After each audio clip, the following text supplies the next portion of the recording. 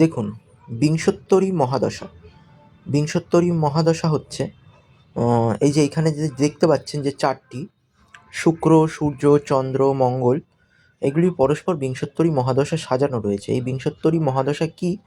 বিংশোত্তরী মহাদশা হচ্ছে বর্তমানে যে গ্রহটির মহাদশা চলছে, অর্থাৎ যে জাতক বা জাতিকার জন্মছক বা জন্মকুষ্ঠি দেখা হচ্ছে, সেই জাতক বা জাতিকার বর্তমান সময় যে গ্রহটি দৃষ্টি প্রদান করেছে সেটিকে সেই গ্রহের মহাদশা চলছে, এটিকে বলা চলে। আর দেখুন, এই যে এখন বর্তমান 2026 সালে কিন্তু এই যে আমি জন্মছকটি দেখছি সেখানে কিন্তু চন্দ্রের মহাদশা চলছে। চন্দ্রের মহাদশা, এই যদি চন্দ্রের মহাদশার অন্তরে আমি ঢুকি তাহলে কিন্তু চন্দ্রের অন্তরে এখন বর্তমান 2026-এ চন্দ্রের অন্তরে এই যে বুধের দশা চলছে, যেটি 2027 অবধি চলবে। এই বিংশোত্তরী মহাদশা দেখেই কিন্তু বর্তমান সময় এবং ভবিষ্যৎ দুটোই কিন্তু সহজভাবে বলা চলে।